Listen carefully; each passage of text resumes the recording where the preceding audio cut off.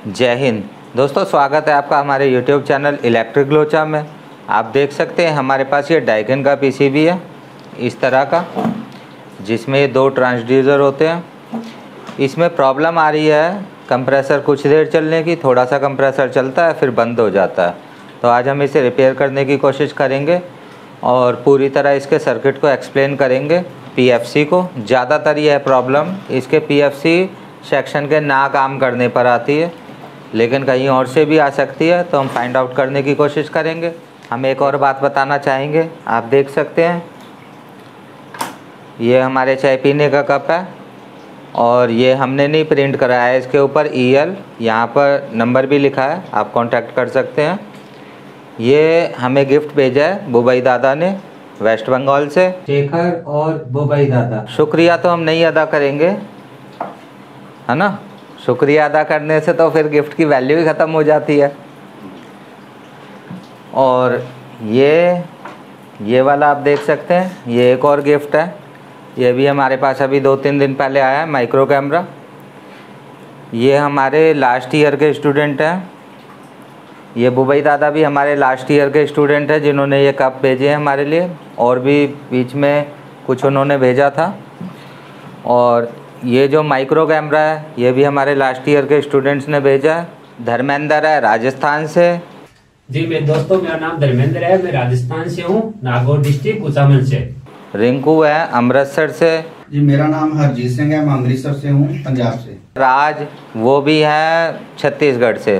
दोस्तों मेरा नाम है राज और मैं छत्तीसगढ़ बिलासपुर से बिलोंग करता हूँ। नसीम है मुंबई से। नमस्कार दोस्तों, मेरा नाम मोहम्मद नसीम अंसारी है, मैं मुंबई से हूँ। और चिंटू है बिहार से।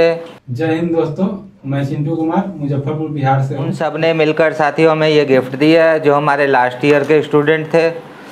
हम काफ़ी भाग्यशाली हैं जो हमारे स्टूडेंट हमें गिफ्ट दे देते हैं। और हमारे स्टूडेंट अच्छे से काम करते हैं, उसकी वजह से भी हमारा सीना थोड़ा सा ऐसे रहता है, खुश रहते हैं हम। तो साथियों शुरू करते हैं इसको रिपेयर करना। तो साथियों आप देख सकते हैं ये PCB है डाइकिन का। बैक साइड से इस तरह से ये कुछ दिखाई देता है, और फ्रंट साइड अगर हम देखेंगे तो ये यहाँ पर इस तरह की इसकी फ्रंट साइड है। यहाँ आप देख सकते हैं एक्स्ट्रा इसमें छोटा सा इंडक्टर है, यहाँ पर रिले वगैरह लगी हुई हैं। ये SMPS एरिया है, SMPS के साथ में ही माइक्रो कंट्रोलर है। थोड़ा आगे आप चलेंगे तो यहाँ आपको IPM देखने को मिल जाएगा, यहाँ IPM की शंट रेजिस्टेंस मिल जाएगी, ये जो लगी हुई है R005। ये IPM है जो कंप्रेसर को चलाएगा। UVW आउट होती है यहाँ से साथियों इसकी। यहाँ आपको रेक्टिफायर ब्रिज देखने को मिल जाएगा जो AC वोल्टेज को DC में कन्वर्ट करेगा।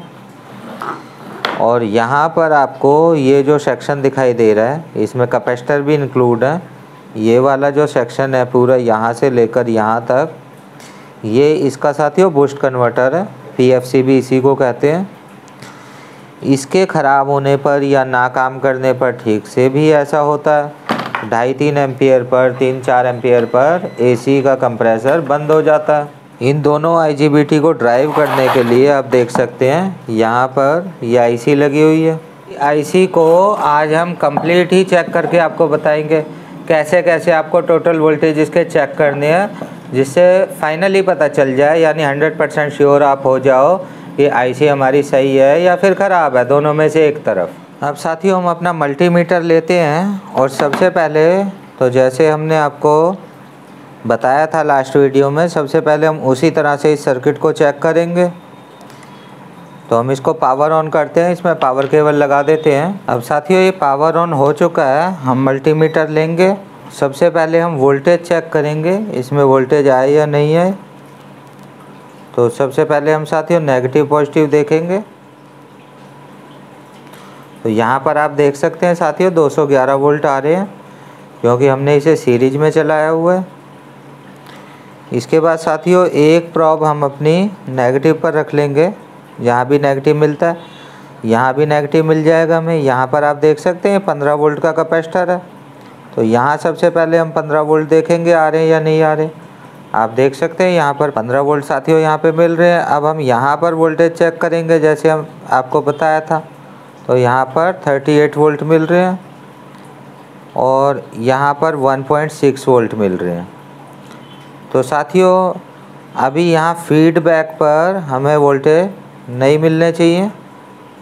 तो आप देख सकते हैं हमें यहाँ पर 4 मिलीवोल्ट मिल रहे हैं, मतलब 0 वोल्ट मिल रहे हैं।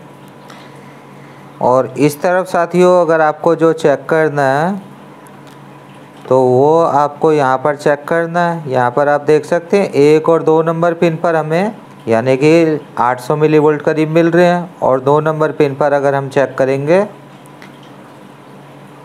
तो यहाँ भी हमें सेम वोल्टेज मिल रहे हैं 796। इसके बाद साथियों आईसी ठीक है या नहीं है उसके लिए यहाँ पर हमें 5 वोल्ट रेफरेंस पिन पर चेक करने हैं। तो ये आप देख सकते हैं हमें 5 वोल्ट 5 वोल्ट पूरे मिल रहे हैं। तो अभी तक साथियों हमने जितना चेक किया वो तो वोल्टेज इसमें ठीक है, लेकिन बंद तो ये होता है। तो हमें कंप्लीट इस आईसी को ऑन करके चेक करना होगा। तो ऑन करते हैं अभी इस आईसी को, क्योंकि पर्टिकुलर आईसी की कोई एक पिन ख़राब हो सकती है या फिर इतने बड़े सर्किट में कोई रेजिस्टेंस वगैरह, कोई पीएफ वगैरह, कुछ ऐसी चीज़ें भी ख़राब हो सकती हैं। एक एक रेजिस्टेंस को साथियों हम निकाल कर चेक करें या पूरे सर्किट की रेजिस्टेंस को एक एक करके चेक करें, उससे बेहतर है कि उस सर्किट को हम ऑन कर लें और उसका फंक्शन चेक कर लें। तो फिर हम आसानी से एक ही बार में ये डिसीजन ले सकते हैं कि यह वाला सर्किट ख़राब है या ठीक है। अगर ख़राब है तो इसका कौन सा एरिया ख़राब है, तो वही हम आपको बताएंगे कि हम इसको ऑन करके इसका फंक्शन कैसे चेक करेंगे। अब सबसे पहले साथियों हम इसकी गेट रेजिस्टेंस निकाल देंगे।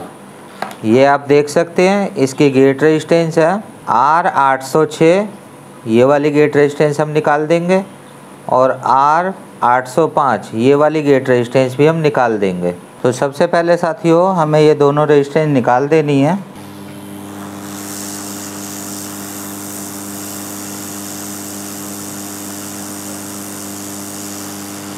और आप इसी के साथ इसको रख सकते हैं ताकि खोए ना, एक साइड से शोल्डर करके। और ये वाली गेट रेजिस्टेंस भी निकाल देनी है।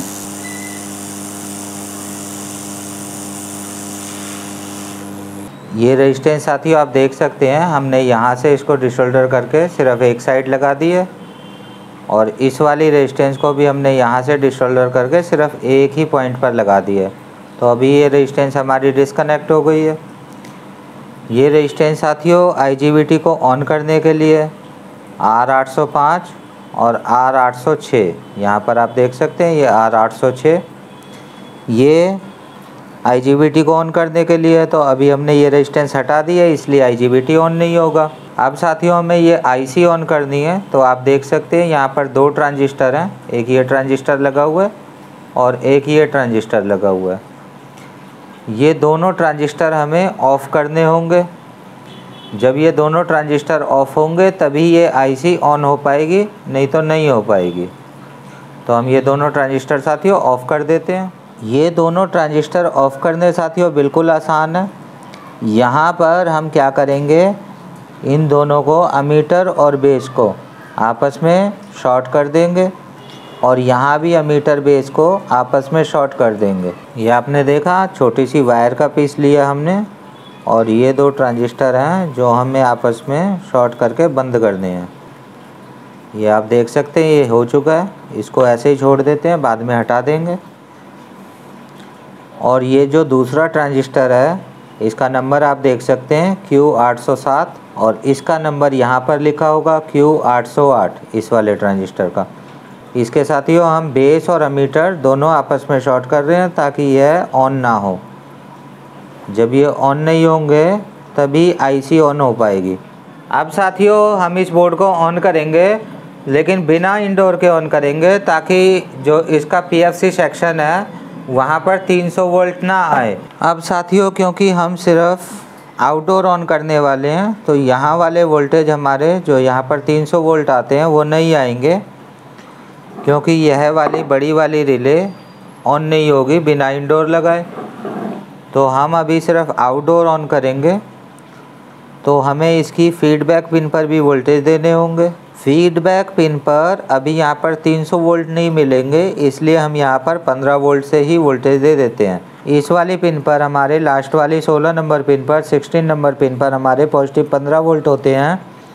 तो यहाँ पर हम ये आप देख सकते हैं एक ही प्रिंट है, यहाँ से हम कनेक्ट कर लेंगे। कैपेसिटर है ये 15 वोल्ट के लिए लगा हुआ, इस जंपर को कनेक्ट करेंगे और इसे हम दे देंगे, आप देख सकते हैं। तो अभी यहाँ पर 300 वोल्ट नहीं आएंगे, तो यहाँ पर कोई वोल्टेज नहीं आएगा। तो इसलिए हम 15 वोल्ट में से यहाँ पर वोल्टेज दे देंगे ताकि हमारी आईसी को यहाँ थोड़े से वोल्टेज मिल जाएं और हमारी आईसी टेस्टिंग के लिए रेडी हो जाए। अब आप देख सकते हैं ये जंपर आपको पॉजिटिव से 15 वोल्ट से यहाँ पर दे देना है। अब हम इस आईसी को चेक करेंगे बोर्ड को ऑन करके। तो बोर्ड साथियों हम ऑन कर देते हैं। हमने इसको पावर ऑन कर दिया है। अब हम इसके वोल्टेज चेक करेंगे। सबसे पहले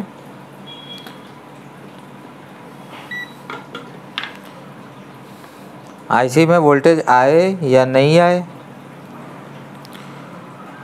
तो ये ग्राउंड है साथियों, और यहाँ पर आप देख सकते हैं 15 वोल्ट यहाँ पर आ चुके हैं। अगर हम यहाँ गेट ड्राइव में वोल्टेज चेक करना चाहें तो आप देख सकते हैं 1.9 वोल्ट आ रहे हैं, और यहाँ पर भी 1.9 आ रहे हैं। मतलब दोनों में सेम वोल्टेज आ रहे हैं, तो ठीक है। वैसे हम इसकी आपको पल्स दिखाते हैं। तो अब साथियों हम अपना DSO लेते हैं छोटे वाला, बोर्ड को थोड़ा सा इधर खिसका के जगह बना देते हैं। तो आप देख सकते हैं अभी ये 10 मिलीसेकंड और 5 वोल्ट पर सेट है। तो अब साथियों हम इससे चेक करेंगे हमारी आईसी चल रही है या नहीं चल रही है। तो सबसे पहले साथियों हम अपनी एक प्रोब को नेगेटिव पर रख लेंगे। कहीं भी नेगेटिव मिलता है वहाँ रख सकते हैं। तो DSO का ग्राउंड जैसे भी आप इसके साथ कनेक्ट करें, हमने इस तरह की प्रोब इसमें जोड़ रखी है। तो सबसे पहले अपनी एक प्रोब को साथियों हमें नेगेटिव पर रख लेना है, जैसे हमने रख लिया है। यहाँ पर आप देखेंगे कि एक तो हमारी ये 15 नंबर पिन है और 14 नंबर ग्राउंड है। यहाँ पर आप देखेंगे 0 वोल्ट आएगा, और उसके बाद फिर 13 आउटपुट है। तो यहाँ पर हम 13 देखेंगे तो आप देख सकते हैं हमें कुछ कुछ पल्स मिल रही है यहाँ पर इस तरह की। यहाँ पर देखेंगे कि हमें इस तरह की पल्स मिल रही है, लेकिन कुछ ठीक नज़र नहीं आ रहा है। तो हम इसका टाइम थोड़ा सा घटाएंगे। ये तो बढ़ गया टाइम।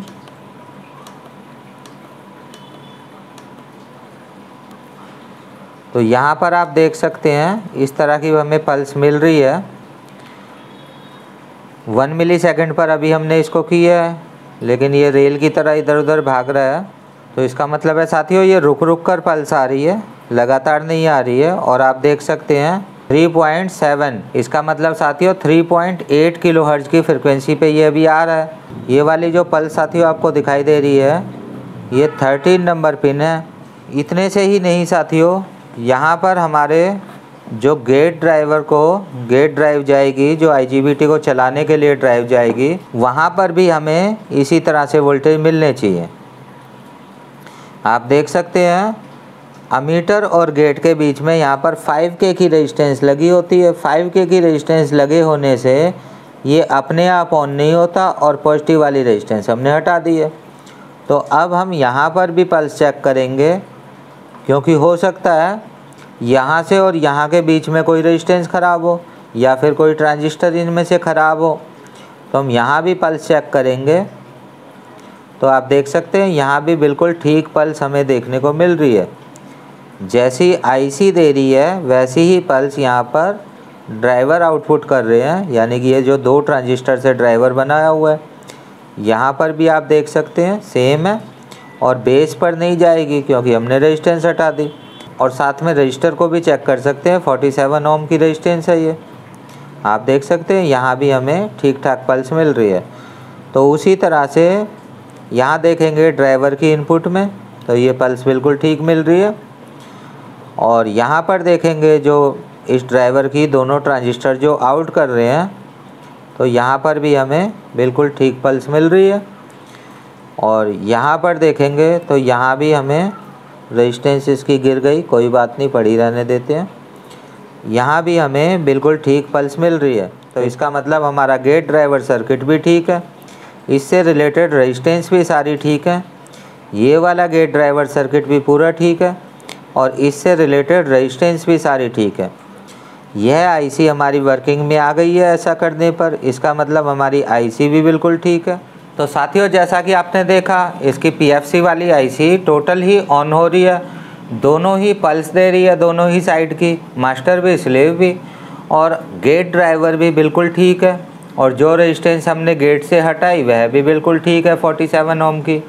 तो इसका मतलब साथियों पीएफसी सेक्शन इसका बिल्कुल ठीक है। तो अब हमें इसका करंट सेक्शन यानी कि लोड सेक्शन चेक करना होगा, तो चेक करते हैं। तो साथियों, अब हमने जो यहाँ पर जंपर वगैरह लगाए हैं, ये जंपर, ये सभी हटा देते हैं और रेजिस्टेंस वापस लगा देते हैं, क्योंकि यह सर्किट बिल्कुल ठीक है।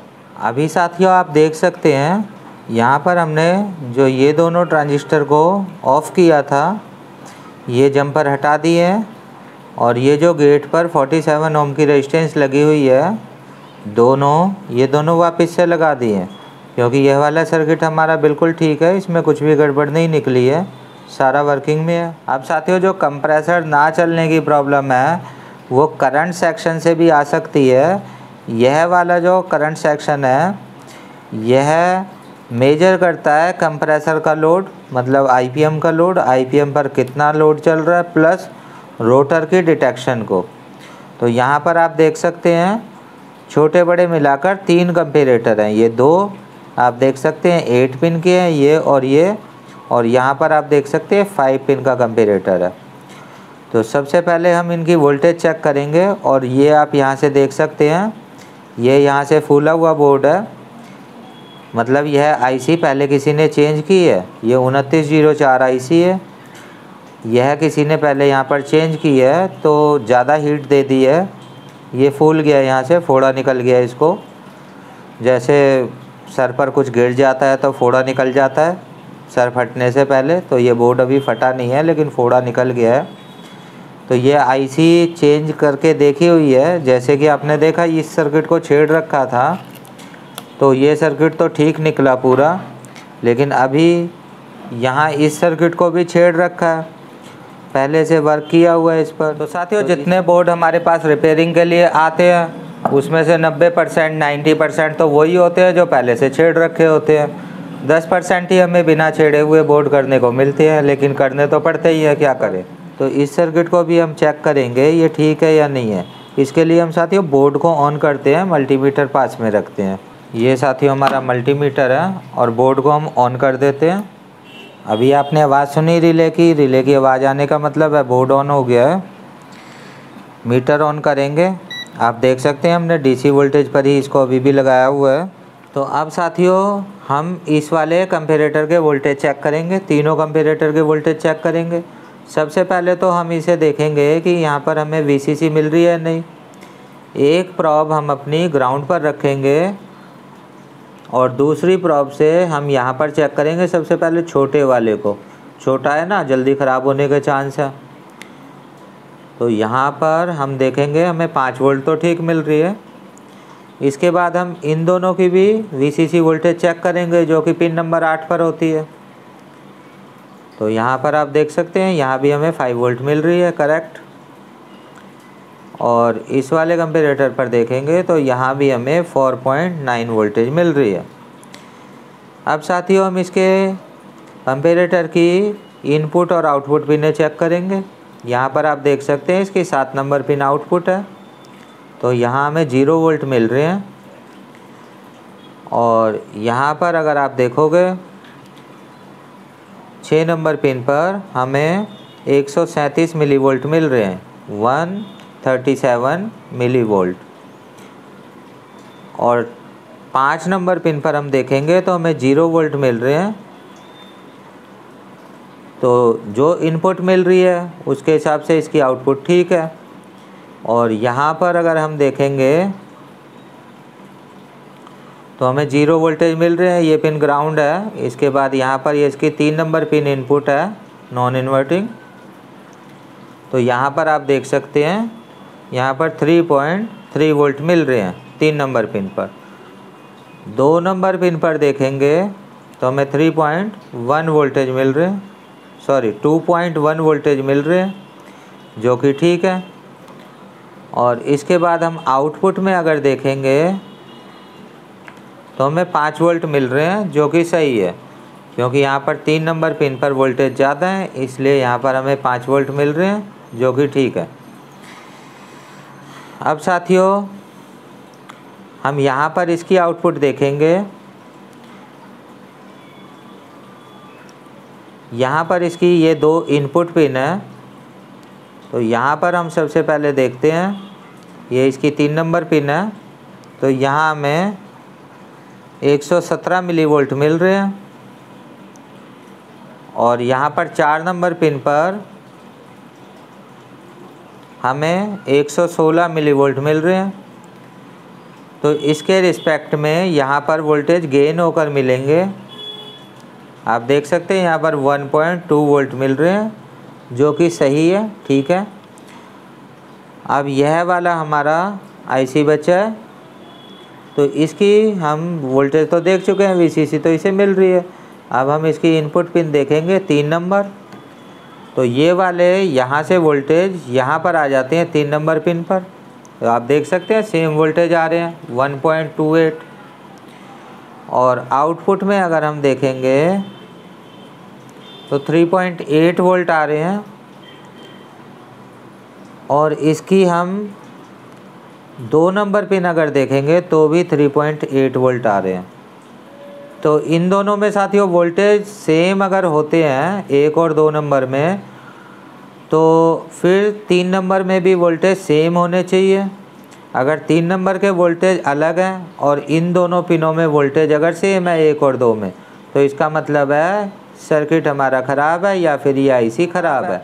इस तरह से खराबी का पता लगाया जाता है। हमारे सिखाने का तरीका आपको कैसा लगता है? अगर आपको पसंद आता है, कुछ आपको समझ आता है, तो आप लाइक वगैरह कर दिया करें, और जो चैनल पर नए आते हैं वो सब्सक्राइब कर लिया करें। सबसे पहले साथियों यहाँ पर हम थोड़ा थोड़ा पेस्ट लगा देंगे ताकि जल्दी से ये आईसी निकल जाए, क्योंकि पीसीबी इसकी पहले ही यहाँ से फूल चुकी है।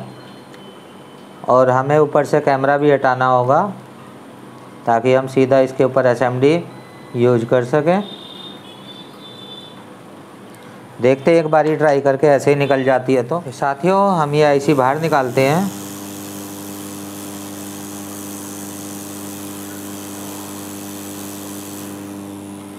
ये आप देख सकते हैं इजीली आईसी बाहर निकल गई है।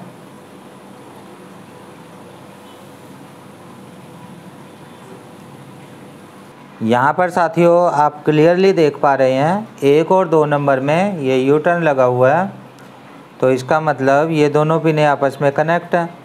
तो जो यहाँ पर 3 नंबर पर वोल्टेज आनी चाहिए वही वोल्टेज इन दोनों पर भी आनी चाहिए, तो वोल्टेज उस हिसाब से गलत थी।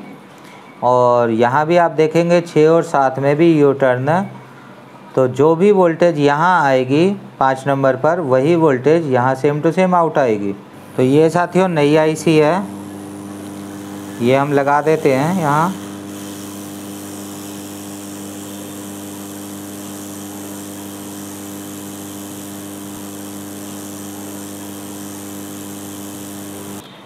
अब साथियों हम इसे पावर ऑन करके चेक करते हैं वोल्टेज ठीक हुए या फिर अभी भी कोई गड़बड़ है। तो हम इसे पावर ऑन कर देते हैं बोर्ड को।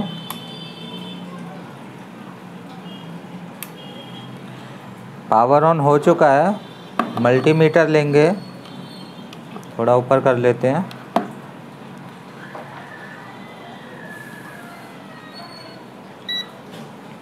डीसी वोल्टेज पर रखेंगे मल्टीमीटर को, और एक प्रॉब अपनी ग्राउंड पर रखेंगे। आप देख सकते हैं यहाँ पर तो लिखा ही हुआ है ग्राउंड। तो अब साथियों हम इसकी आउटपुट पिन पर वोल्टेज चेक करेंगे 7 नंबर पर।